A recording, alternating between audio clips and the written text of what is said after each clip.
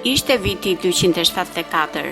Në kryeqendrën e Dardanis, Nish, lindi Konstantini, djali i një gjenerali i lirë të farkëtuar në luftrat e pafundme të perandorisë romake, i quajtur Konstanc. Nga Bitinia e Anadolit, ai kishte sjellë Helenën, e devotshme me besimin e krishterë, nënën e Konstantinit. Nga kjo tokë kishin dalë shumë perandorë të perandorisë romake. Ndaj dhe prindrit e edukuan Konstantinin e vogël jo vetëm me kulturën më të rafinuar të kohës, por dhe me dëshirën që një ditë dhe ai të ndiqte rrugën e të parëve të tij. Edukimin perandorak të Konstantinit të vogël, Konstanci ja besoi perandorit i lirë Dioklecian, në oborin e të cilit Konstantini u formua si një general i famshëm. Ndërsa në Rom ngriheshin e binin perandor, legionet të tëra vazhdonin të shpallnin komandantin e tyre si kandidat të ri, duke bërë që qytetet të tëra të digjeshin e popujt të masakroheshin në çdo cep të perandorisë. Në këto kushte, perandori Dioklecian vendosi ta ndante perandorin në 2 pjesë, të lindjes dhe të perëndimit, ku ai vetë zgjodhi të drejtonte perandorin lindore. Çdo njëra pjesë do të drejtohej nga një perandor i quajtur August, i ndihmuar nga një general i quajtur Cezar, i cili ishte dhe kandidati për perandor. Pra, pushteti u nda në 4 administratorë lirë, ndaj dhe u quajt tetakri. Kjo reformë synonte të jepte fund shpalljeve autonome dhe ilegale të perandorëve dhe përjedhoi të jepte fund luftrave civile. Babai Konstantinit, Konstanc Klori, ishte Cezari perandorisë së perëndimit, me qendër në Rom. Ai e rriti dhe edukoi djalin e tij me kulturën më të lartë që njihte koha e me ambicien që një ditë ai të bëhej zot i tokës dhe i qiellit, kudo ku shtrihej perandoria.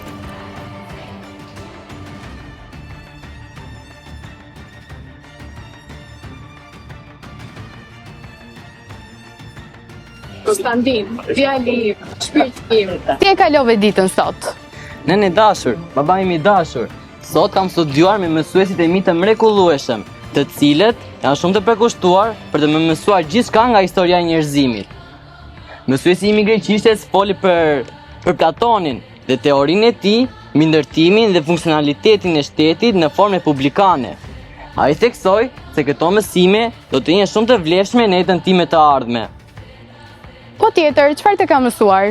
Nëne dashur, mësuesit i mi të greqishtes më ka folur për mira e mira filozofë të Greqisë së lashtë.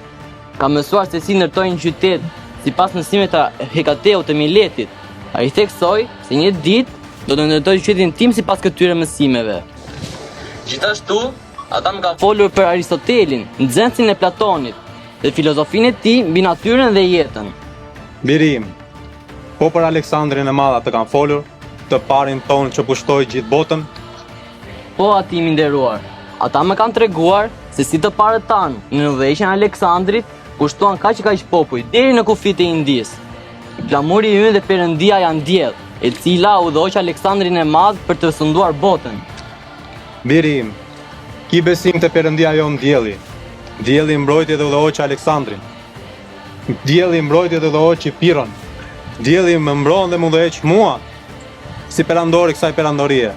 Dielli do të udhëheq ty si trashëgimtar i Romës.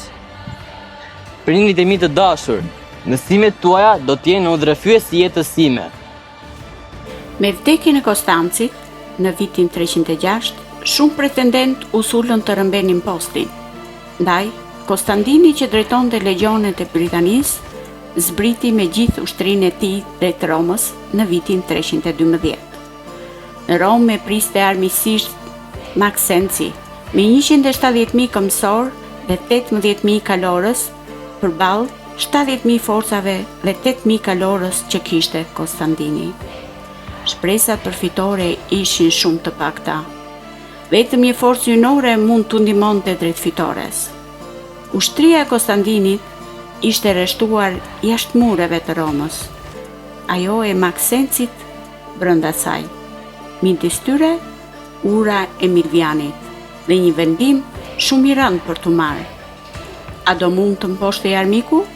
Apo aty do të humbisin jetën mire luftëtar për fshi dhe vetë Konstantinin? Kur pesha e përgjegjësisë po e shtypte generalin e talentuar, qelli i zi u hap, u çan në formë kryqi të flakëruar dhe një zë i ushtoi në vesh. Nën këtë shenjë fitohet. Të nesërmen, flamurët e ushtrisë mbanin shenjën e re të kryqit, shenjën që i ulloqi drejt fitores. Vetëm një vit më vonë, në vitin 313, perandori i ri shpalli ediktin e Milanos, i cili i dha fund persekutimit të krishterëve. Filloi një epokë e re, e përhapjes së lirë të besimit të krishterë dhe ndërtimit të kulteve të saj.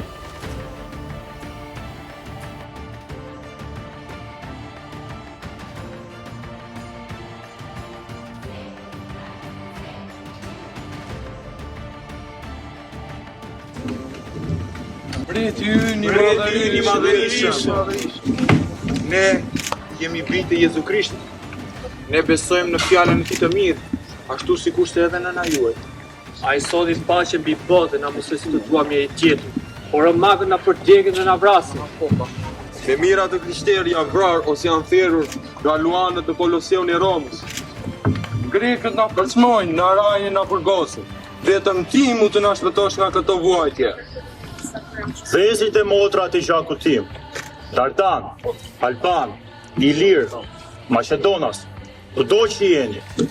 Unë, sot, ka shpallur ediktin e Milanos, i cili jo vetëm ju mbron ju të gjithë nga persekutimi, por ju lejon që të praktikoni besimin tuaj. Kushdo që do të ngrej mbi ju shkopin ose kamshikun, do të përmbahet me dëshkimin tim më të rëndë. Jo më kot në i quhemi i lirë, sepse në jetë kemi jetuar të lirë. Kështu që sot e tutje të gjithë do të jetoni të lirë, të besoni dhe të praktikoni fenë e fjalës së mirë që solli aty Jezu Krishti.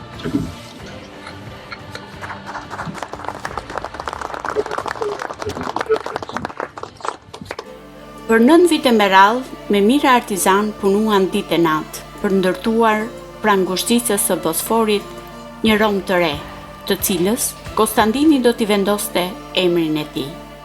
Në rrugët e qytetit u ndërtuan mira dyqane, vila dhe pallate madhështore. Në qytet vërshuan mira tregtar nga të 4 anët e botës. Punimet vazhdonin pa pushim, ndërsa nëna e Konstantinit solli nga Jeruzalemi kryqin e martirizimit të Jezu Krishtit, të cilit i ngriti kishën e tij. Të krishterët që shtoheshin për ditë e zbukuruan qytetin me kishat e manastiret e tyre. Ishte viti 321. Nga pallati vet perandorak, Konstantini i lodhur vështronte qytetin që kishte marrë një formë madhështore buzëtetit. Me zvendimeve të shumta, perandori Konstantin urdhëroi që një ditë në javë njerëzit e tij të ndalonin punën dhe t'i luteshin Perëndis. Ai ishte rritur me dashurinë dhe besimin në Perëndin më të madhe të ilirëve, Diellin, ndërsa nëna e tij i fliste për fjalën e mirë të Jezu Krishtit. Dhe kështu, në vitin 321, ai shpalli dekretin e tij të famshëm. E diela do të ishte ditë pushimi për të gjithë, ditë e Zotit, ditë e paqes, ditë e lutjes.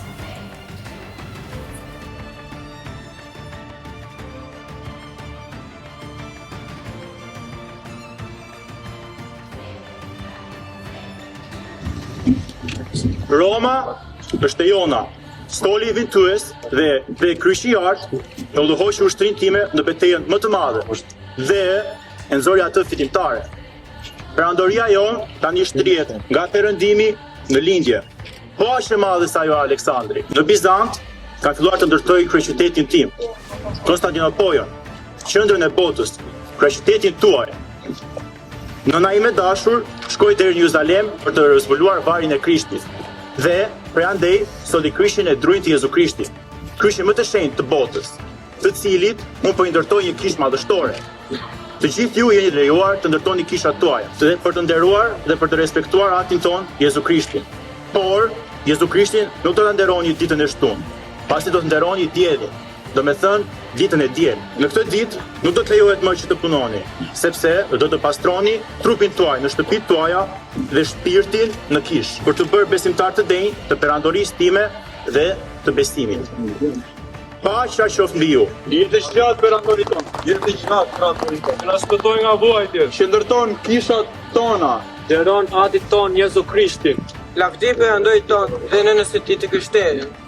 Unë kam lidhur të gjithë priftërinjt, barinjt tuaj, dhe bashkë me ta do të mbajmë një kongres të madh, ku do të vendosim ligjet kanonike, ligje për të qenë qytetar të denjtë të perandorisë time. Unë nuk do t'ju mbështes ju vetëm në këto ligje që do të vendos, por do të jem bashkëfinancues në çdo kishë që ju do të ndërtoni. Lavdi perandori ton. Jetë Dhe nënës së tij të Krishterë. Lavdi.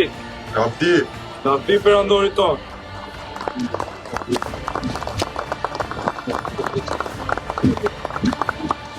Njerëzit filluan të mbyllnin dyqanet, të ndalonin punët e rënda dhe të mblidheshin me familjet. Kishat u mbushën me besimtar. E diela u bë jo vetëm dita e pushimit, por edhe dita e dritës, e shpresës dhe e gëzimit. Dhe kështu, dita që paganët e nderonin si ditën e diellit, u bë dita e Zotit të gjallë, Krishtit, dielli i drejtësisë. Ky vendim i thjesht i Konstantinit ndryshoi përjetësisht ritmin e jetës sonë. Sot, pas më shumë se 1700 vjetësh, ne ende e ruajmë këtë dhuratë, një ditë në javë për paqe, për dashuri dhe për kujtim të asaj që ka më shumë vlerë. Dhe ky zakon ka mbijetuar deri në ditët tona, duke u bërë pjesë e jetës së çdo brezi. Faleminderit si grupit të talentuar.